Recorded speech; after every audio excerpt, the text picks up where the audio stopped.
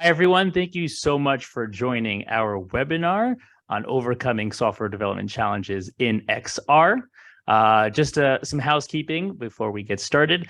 Everyone is on mute, but that doesn't mean your voice can't be heard in the chat. So please, I encourage all of you to put in questions as they come up in the chat, and we will hope to address those as we go along. And if not, we will be able to follow up with you after. The recording of this webinar will be sent to the participants and those who missed it. So no need to take notes at the moment. Just sit back and relax and enjoy the conversation. And with that, I would like to do an introduction to our esteemed panelists who graciously took from their busy schedules to join us today to tell us about their experiences. So let's go ahead and start. Eric, why don't you go ahead and introduce yourself? Sure. Hi, I'm Eric Beaumont. I'm the head of mixed reality at the Famous Group. So basically, mixed reality for us is everything that involves real-time cameras with CGI done in real time. So that can be mobile phone, that can be broadcast graphics, all across the gamut. What we're probably most known for right now is the big broadcast mixed reality stunts. Some of you may have seen Panthers running around stadiums, or giant Gillette razors, or the ice hockey rinks, gloves breaking through it and grabbing burritos, that kind of thing. Was that the popcorn one? No, that was Chipotle. Okay. That was the Chipotle one. And yeah, so that's what I do. My background is originally in visual effects software for many years, and then doing real-time engines for presentations and live events and things like that.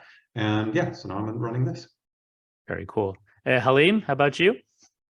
So I come from scientific and computer science background, but I switched really early on CGI back in 1915. That doesn't make me any younger. I happened to be an IT manager in a small digital photography shop, and I crossed the path with the Silicon Graphics, and there it all started. So 25 years later, after a whole career in post-production, visual effects, animation, I discovered the real-time graphics environment back in 2018, and started the Live Yard in 2020. Very cool.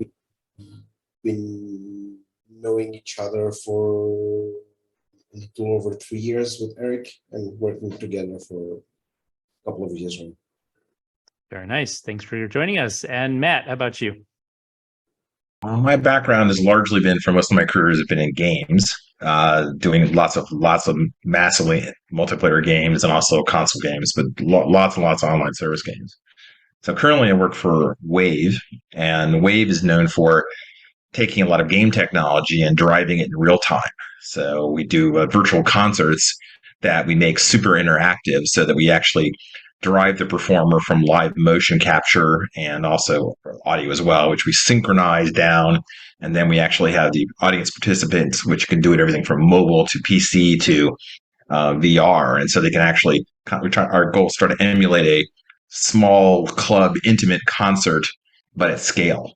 And so people are able to be like, so you can almost think of it as it's basically a MMO, but the boss monster is the artist, but they're actually you're sending love versus attacking and killing them and enraging them. And so we can emulate, make a concert feel, but it's much more live and interactive than most things. So but there's a ton of game technology in there, plus a lot more. So it's actually pretty fun. I can't look at John Legend and Justin Bieber as a boss.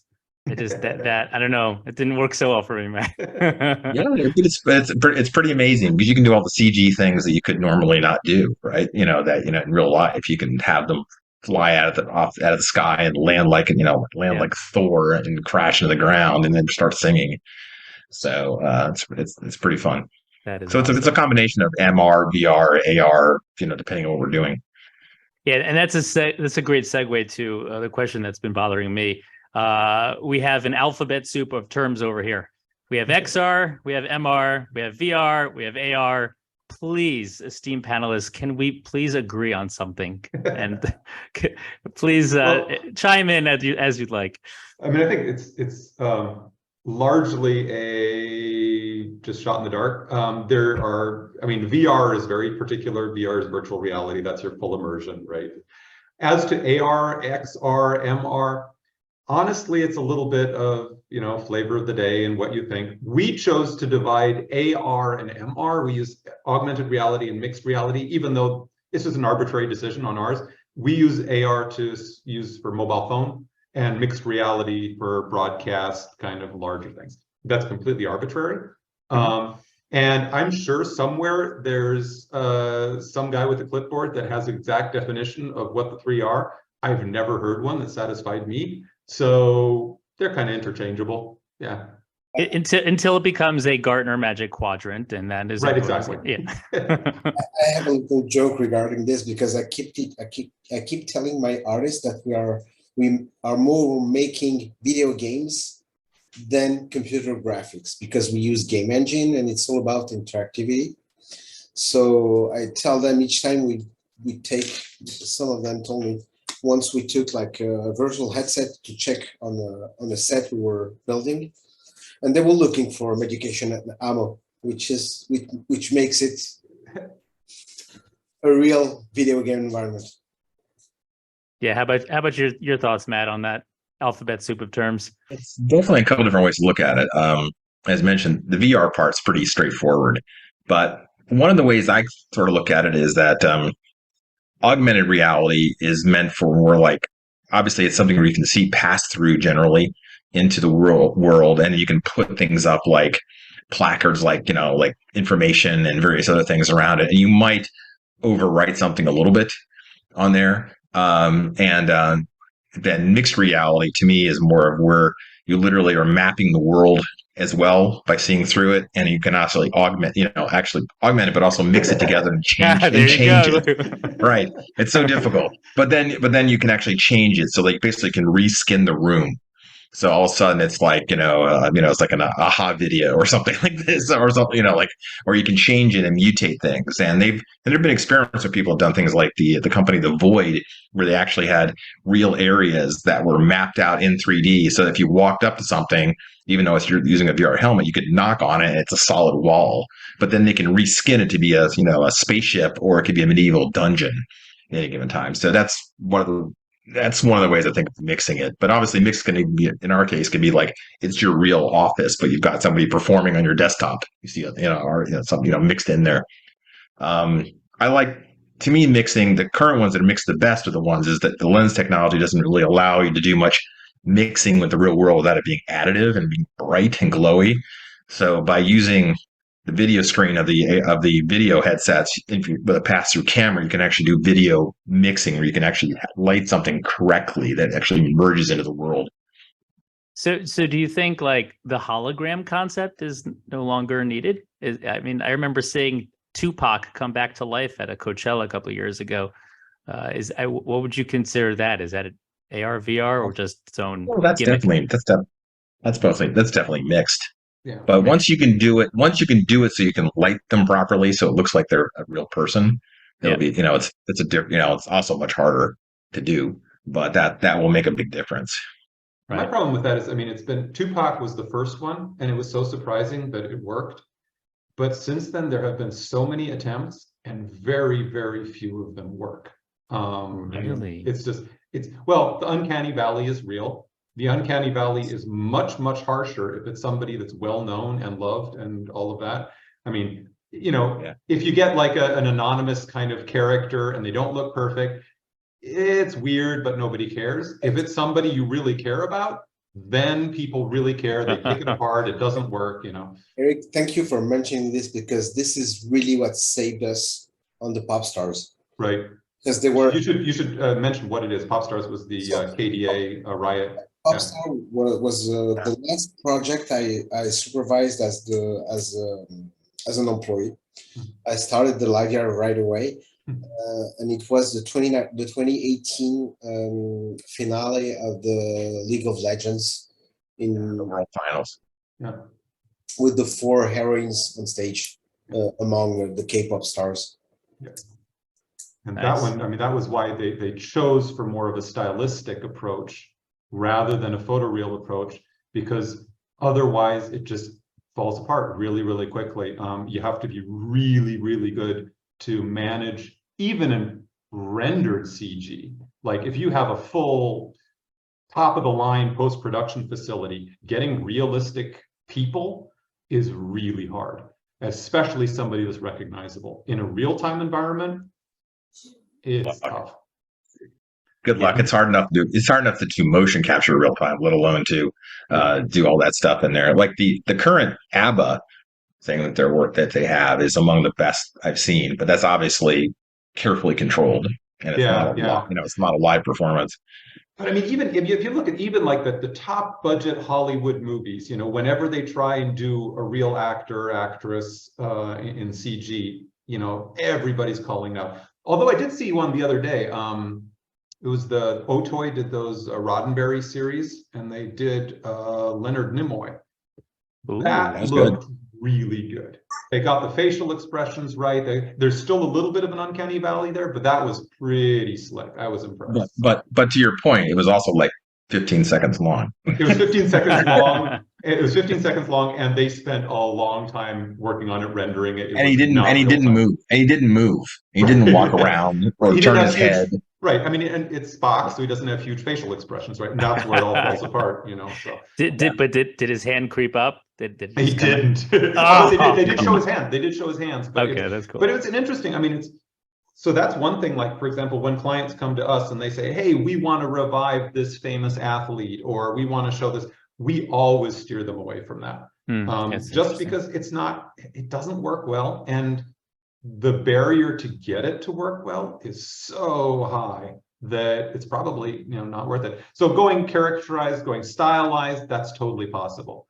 But really, the photoreal, let's revive this famous person, we always advise against. Yeah, to your point, the other thing too is that there's another reason why that thing of Leonard Nimoy worked better.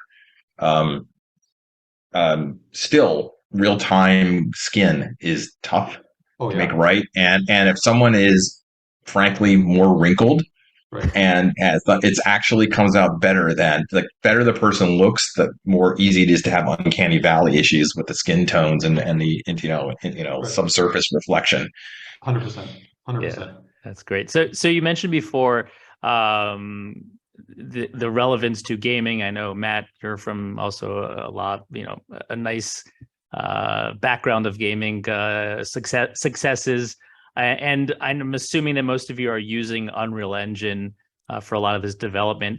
I was just curious to ask you guys, what do you see are the big differences and challenges of developing software for XR and game development? Are there any differences? Someone who has pursued a career in game dev, is it an easy transfer to XR and vice versa? Matt, you want to take it first? Well, yeah, Matt. You're the veteran, Matt. Well, it's pros and cons. I mean, when you're doing game development past, largely, you've always had issues where the end result platform you're displaying it on is a user's machine, whether or not it's a PS2, a PS3, a PS5, or a Switch, or a PC, or a mobile phone. So you have to work within the constraints of that platform. When you're doing things, sometimes like I'm positive, for example, when you did the KDA thing for Riot, you specified the hardware you're using, and so you can go, we can milk this hardware for everything it's got in here. That's the biggest issue I find, that as far as going between that, is that if you have a unified platform, it is much.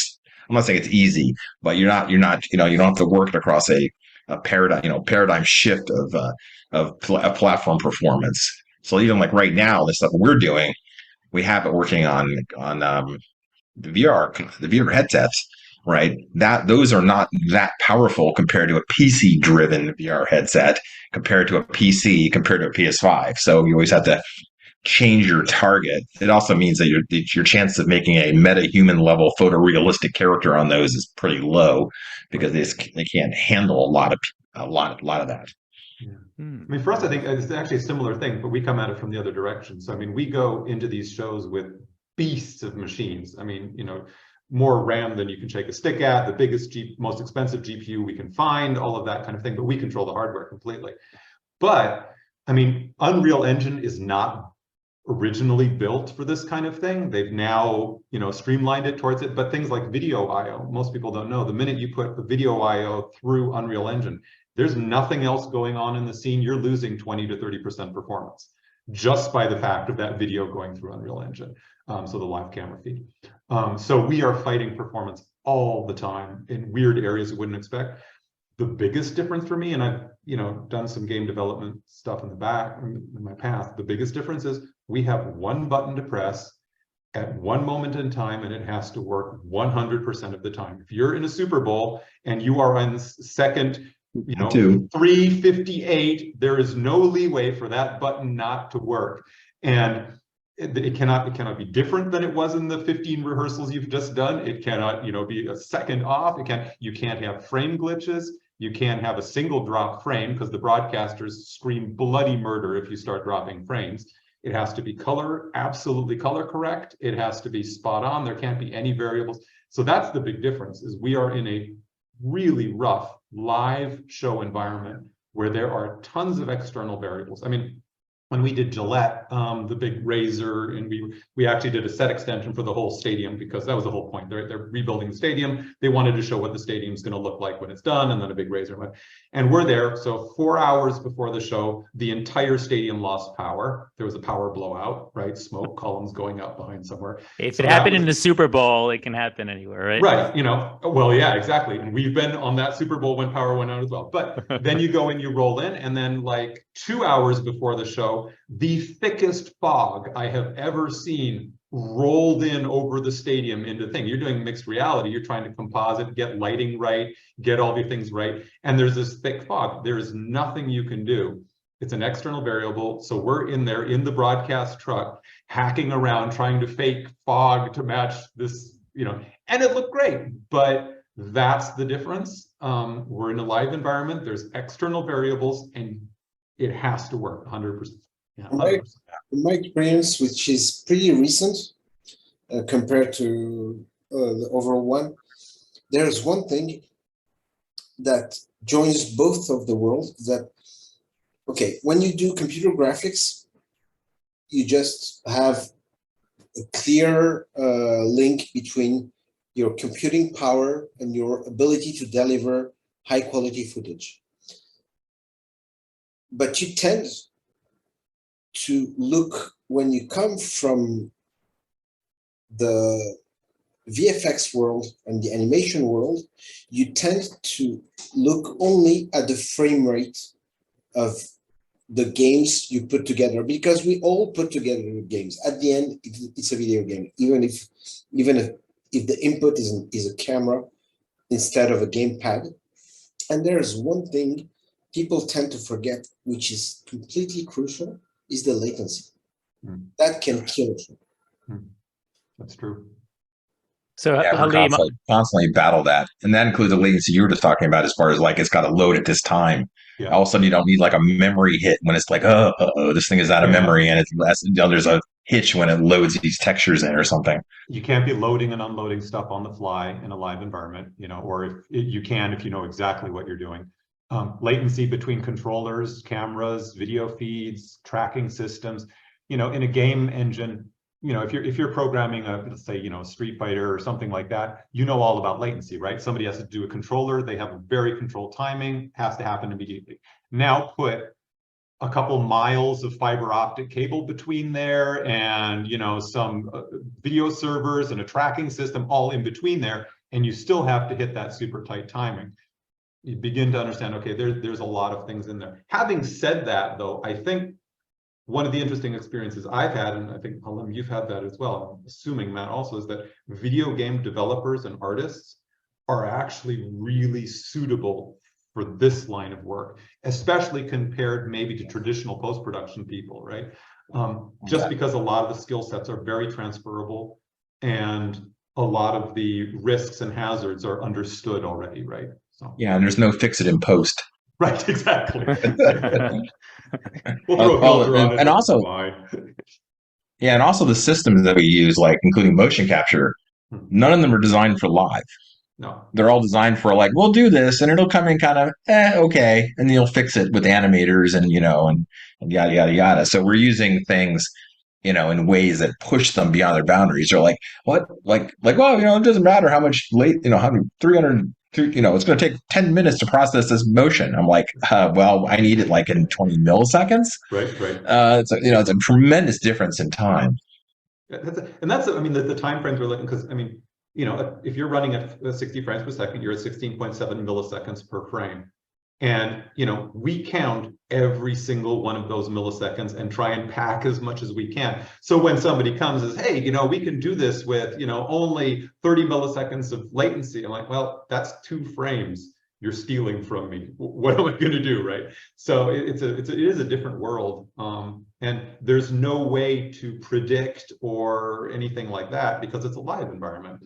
If the camera operator decides all of a sudden to switch the other way, you're at the mercy of them, not the other way around. So yeah. So Eric started with his Gillette story. I want to hear some other good juicy stories here. Halim, tell me a little bit about your Daytona experience. So Daytona was an incredible one. First, a childhood dream to get on a speedway.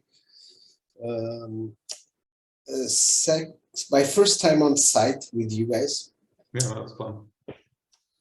And the thing it's funny because it connects with incredible, because as the time passes, Unreal has more and more variations in terms of shading scenarios. You have more and more control of your shading, but that means that it's not only the material, it's the whole shading scenario that requires compilation or recompiling. And of course, an entire environment could take 20 minutes to compile. It's not that big of a deal, except when you are in the broadcast truck, half an hour from the show, and it has to work. You have the director that tells you, look, the storytelling just doesn't work. You have to change it because Junior and Junior have to be side by side at this time, and no matter what, we still have the option not to air the show. And you get one shot to compile it to see it for the show. Make it to make it whole broadcast, and that's what we did. So. Yeah. Well, that one was interesting because Unreal 5.11 dropped 3 days before the show and broke, just because of some updates they did, broke some of our broadcast pipelines. So we were in the truck reprogramming a whole bunch of things like alpha channel transparency. You really don't need that for MR, really, but in a broadcast truck. Yeah. While Halim is recompiling and changing it. It was exciting. Yeah. Especially on one thing. Part of the risk is you end up putting together all the risks of game development, artist management, and live broadcast all at the same time. Exactly. Yeah. It was my first time ever, and I think it might be. Hopefully the last. I'm not gonna say it because I might be wrong, but from my opinion, I haven't seen an MR show on such a wide area. Yeah, it was huge. Because we had to cover the entire Daytona track with 6 cameras. Daytona track is like 20 stadiums alongside each other. So on such a wide area, it was really hard to pre-visualize. And that's why we are creative professionals. So we thought we met all the difficult things on stadiums because it's already huge, but pre-visualizing an event that happens on a 2 miles speedway is really hard. It's that hard that we figured the day of the show that we had a couple of things that were not working, and there was no way we could figure that out before. no. And we just have to be in the truck fixing it. And that's where it really came together, because we had to do a lot of iterative changes in a difficult environment, and speed was of essence, right? And this is where you're outside, and whatever nature's weather is going to hand you. exactly. And we've been on shows where you have the tracked cameras up on a sort of a scaffolding kind of thing, and then you get 30 miles an hour winds, and your camera's blowing off. There's no way to do the tracking correctly and that sort of thing. You're at the mercy of it, and then you have to find ways to work around it. So rapid iteration is like key. Absolutely. Hey, what about yourself, Matt? Any fun experiences on live faux pas? So many, because that's just the nature of faux pasing. When it's live, things will happen. And the best thing you can do is to practice if you can. It's not going to have them run the Daytona, ahead of time for you. But in our case, we can practice. Probably one of the craziest ones we had is that we were doing a live show with the band Galantis.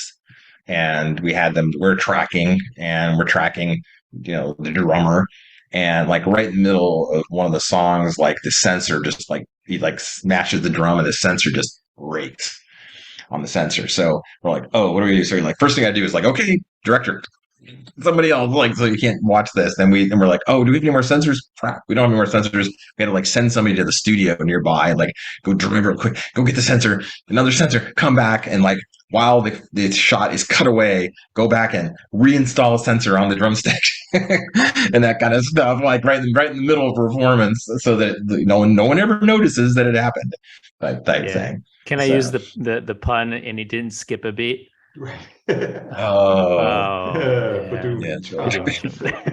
Nothing looks weird when you look back at the footage and you see oh, look, there he is drumming with one hand. Def Leppard, we have Def Leppard in the house. Exactly. But it's interesting. Right. I mean, I've never been on a show where nothing has gone wrong. It's kind of like every professional musician, I've said this before, every professional musician knows that in every concert something's going to go wrong, and the good musicians just plow through it. As an audience member, you never notice if it's a good musician. And for us, it's kind of the same way.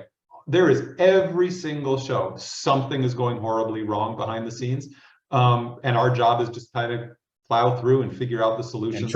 And try to have a kind of a run book of well, if this happens, we think this. And so you can handle a few things. You just can't handle 1,000 problems. Right, exactly. And, we plan for as many redundancies and critical failures as we can, and we expect them, and kind of you just figure out and have a big roll of duct tape and some giant magnets and a smoke generator. It's the only way to manage, right? That's right. We even gone so far as to had pre-recorded versions of the rehearsal that we can go all right, we do this. We do that, absolutely. We actually we will do that regularly. We'll actually tape during rehearsals, so we have something in the can to run, even if it's canned, but it's better than no show. My son told me that rehearsals sounded like Mission Control. Yeah, well, and that's another thing is that, I mean, all of us have been in broadcast trucks, but for people that have not, the amount of pressure and stress in a live event is pretty incredible. I mean, especially television, you get a lot of screaming, a lot of shouting, a lot of, communication, over communication, often emotionally, and, being able to perform in there and still do your troubleshooting and your, under all of that pressure, that's a whole acquired skill set as well. Yeah. So I think there's a very clear understanding of the challenges and the pressure of that live and when it actually happens. I want to take a step back for a moment and see if you guys can give our audience your suggestions or best practice tips for the development part of it, like developing software for specifically for XR in your space. I just wanted to give you guys just a round robin of ideas for those who are out there listening and are exploring this as either they're in it today or exploring it as a future. So I would say, I mean, the key things to pay attention to are low latency, what we said, keep it fast, keep it lean, absolute 100% reproducibility. It can't behave, I mean, it has to be a deterministic system. It has to be absolutely 100% reproducible. I'd rather have it be less sexy and 100% reliable than crazy, crazy cool ideas that I can't 100% rely on. I've seen it too often that there's some great software out there, but it's just a little flaky or just weird enough that won't ever see the light of day in our shows. And that's for me the key. I will add one thing is I haven't been completely involved in software development, but we had to put together some interfaces for directors. And those interfaces, you have to imagine a director. So those interfaces have to be idiot-proof, even if the director you're dealing with is far from being an idiot. It's the complete opposite.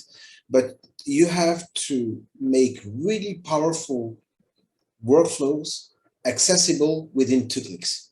Because if it gets too convoluted in the live environment, you won't make it happen. You won't. Well, some of the things that carry over from even from game development is that there is always very large aspirations as to how amazing you want to make this, and you do want to make it the best as possible.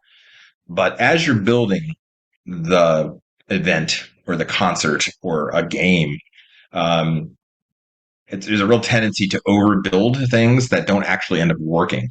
So that because it's to your earlier point, you need to maintain frame rate, and the smoothness of frame rate is just as important as highs and lows. It's actually smoother is better than even just high, because dips in frame rate, especially if you're doing VR, is actually really, really nauseating. So it's really important that you get a representative load of what you're going to have, even if it's fake, because then stay within those budgets in there. Because it's really common as you build it, people keep wanting engineering and putting more and more stuff in because you're like, I want to make this the best they can, because you've got really passionate people and they put things in, and then all of a sudden, like the last minute, somebody shoves some asset in that doesn't work, and all of a sudden the frame rate's bad. And so maintaining version control of that, at a certain point going like, stop making changes, or to your earlier point you made of like, don't take the new Unreal version because this is going to add chaos if you can.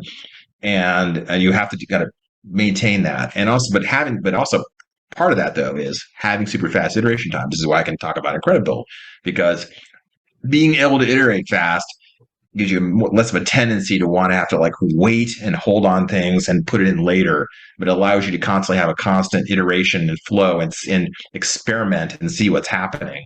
And that's good across the entire team. Everything from the engineers can try it to the content people can put things in and actually get a better, they can try things out, if necessary, back it out without worrying like, I put it in and it's going to be 2 hours till I see the build, and okay, so I'm leaving it in there.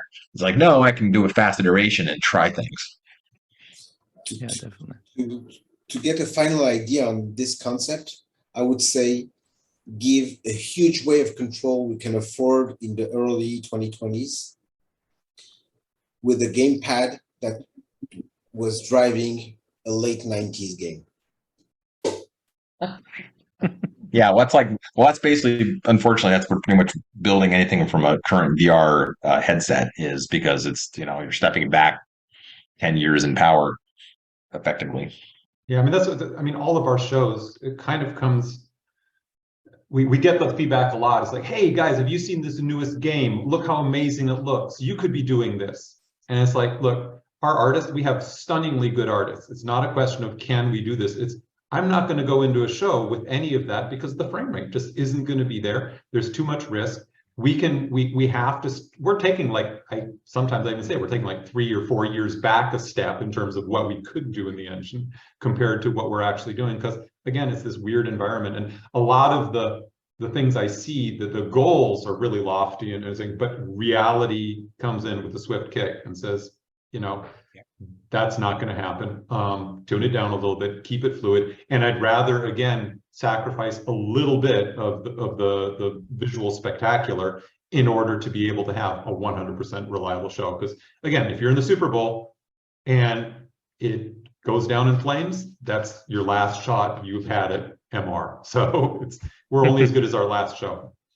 That's exactly right. And a lot of the super sexy Unreal stuff is not even available on the lower end platforms because it just can't handle it. 100%. Well, a lot of what's interesting is a lot of the features that are built in, so Unreal, for example, things like Lumen and all that, they're not really geared towards MR. And a lot of times they don't work with some of the weird quirky features we need. Like we found out the hard way that Lumen doesn't work real well with the camera backplates and lighting and stuff. There's a whole bunch of issues that we now need to spend some time researching and figuring out, okay, how do we make it work in that environment and things like that. So just because it's there and because it works in a game doesn't necessarily mean that it will work in our environment. There's a whole bunch of weird variables that we're always sort of fighting against here. One of the things I like about Epic, though, is Epic definitely spends a good amount of time and they care about this stuff. Yeah. And if you do talk to them about it, they're like, oh, And okay. And experts. they'll actually be responsive to go like, oh, okay. And they actually put really good effort toward trying to make that stuff work. I have to say, they have been amazing with us. And, whenever there's been an issue, they have experts that know what they're talking about. And, we work with them and say, hey, this is a weird, quirky problem that you guys probably never thought about, but here it is. And they go, oh, wow, yeah, never, or, oh, we thought about it, here's a solution, or whatever it is. But, they're really responsive and a good partner to work with, I have to say. I mean, to your point, though, try it earlier. Don't assume it's going to work. Right, for sure. Well, but the problem is, I mean, just speaking to the point, again, if you're on Daytona and there's a problem that arises because it's a 2-mile track, there's no way to test this out ahead of time, right? Or, you're at Super Bowl and one of your cameras is going to be a cable cam, right? All of a sudden, there's some really weird issues that you'd never thought of before. There's no way to test that out ahead of time, really, right? So it's interesting. Yeah, we have a question from the audience here. I was wondering if we could achieve the possibility of using eye tracking technology to enhance general productivity.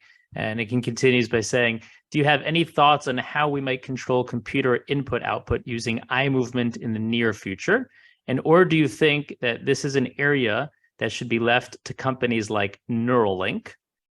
What do you guys think about that? Toby, huh?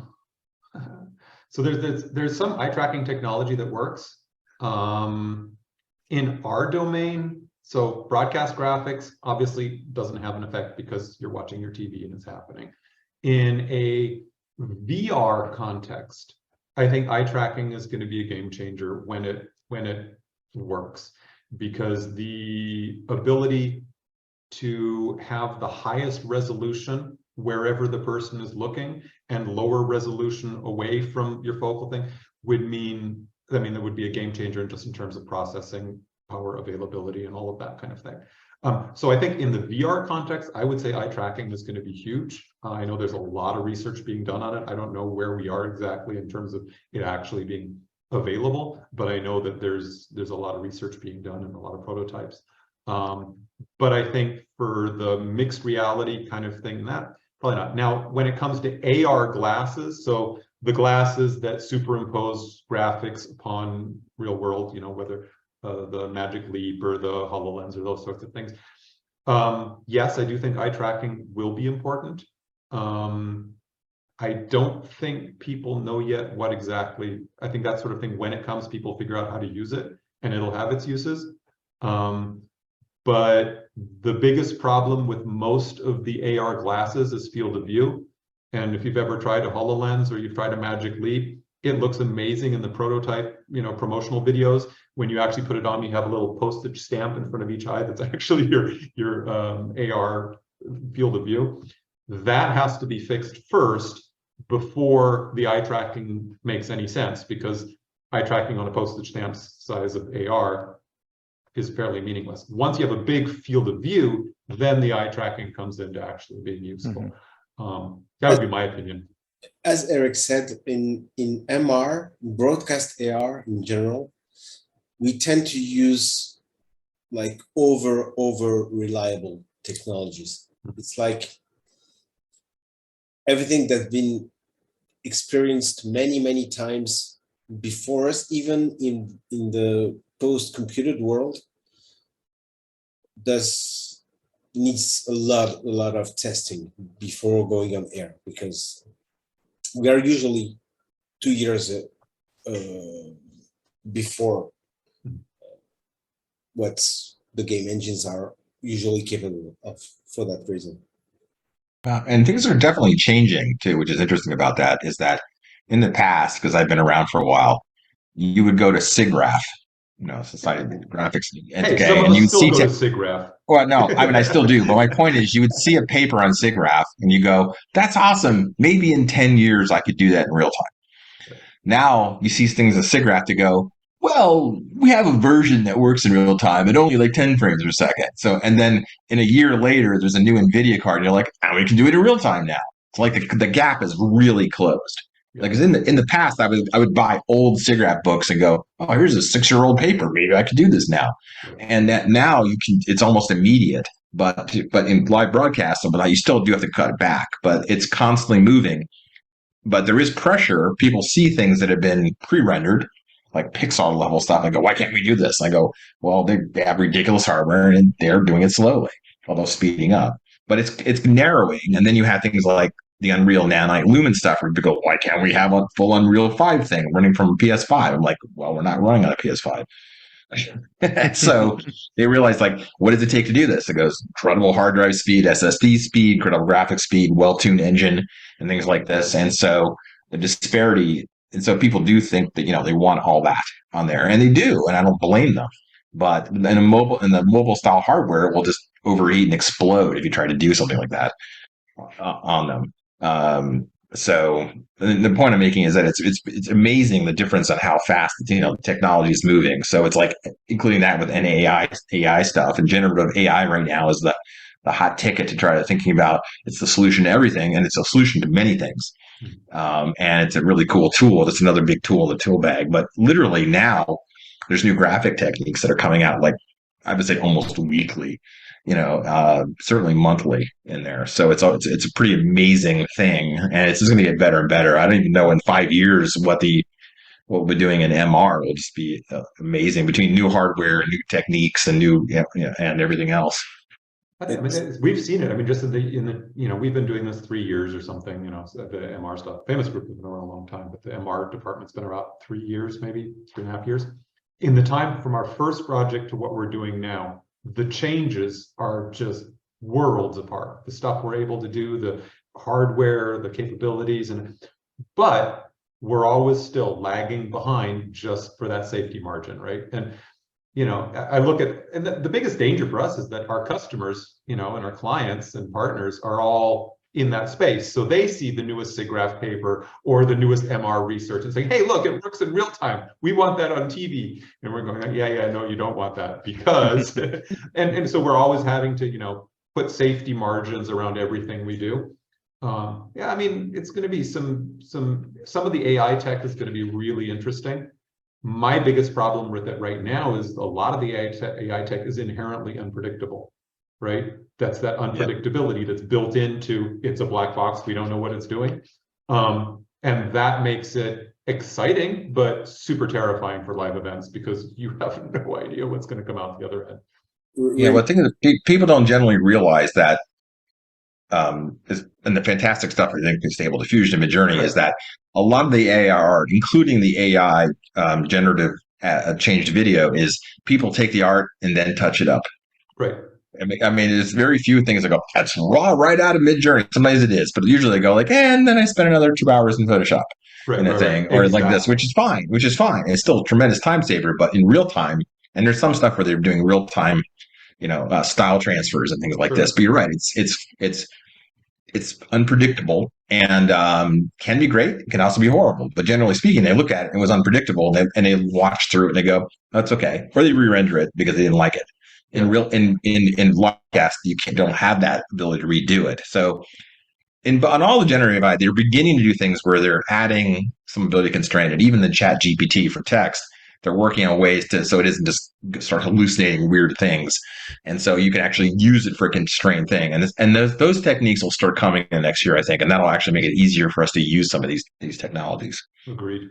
I mean, we're already doing stuff with it. And there are some areas where AI is super useful. A lot of the animation transfer stuff, to rigs and from mocap to, I'm sure, but it's not real time yet. So it's an eternal debate about things that are replacing human skills. Look, 3D animation didn't replace handmade animation. Photoshop didn't replace drawing. I don't think ChatGPT will replace any writer. And the good news about how fast the technology is going right now is that it can put really powerful tools in hands of independent companies can take out now real cool CG footage, high quality, which was a thing that couldn't happen like even 5 or 7 years ago. Now you can have a team of 5 people putting together a real decent 15 minutes movie. That's awesome. Absolutely. That was I was telling Yohai earlier, I heard a great quote a couple days ago. It's like, AI is not going to replace marketing. AI is going to replace marketers that don't use AI. And I think that's actually true for a lot of areas. It's a tool, and it's going to be really useful tool, but it's a tool, and it doesn't do anything on its own, right? So, yeah. We have another question here about audience participation. What kind of interactions between a performer, let's say in a virtual event, and the audience, exists today? And what do you think will be sort of in the long term and the short term? Because even not just even the live events, but even the amazing things that you guys do with the stage or the court turning into something, it's for the people at home, they're looking at it like, wow, it's amazing. But like the people in the stadium get an entire different experience. Yeah, I mean, it's a difficult one because in the stadium, you watch it on the Jumbotrons and it's cool. It's not the same experience. We have actually a mobile system that does, so you can hold up your mobile from any position in an arena. We track the field and you could watch the Panther on your mobile, right? And it tracks it. And that's really cool experience. For me, actually, that question Antoine asked is probably the most important and interesting question for us, is because we're using a game engine. It's inherently real time. Why is this a unidirectional consumption of something? It should be bidirectional, right? It should be interactive. Everybody should be participating. And this is a conversation we have with all of our clients. And it really, we're trying to push it. Unfortunately, a lot of clients are still, they're careful too. This is all new.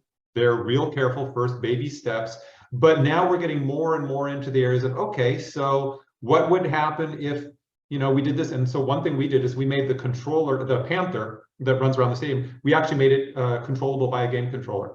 So they can actually build a Panther moment with the Panther running around the stadium, jumping up and down and stuff on a game controller. Record the animation sequence and then play it back out of Unreal.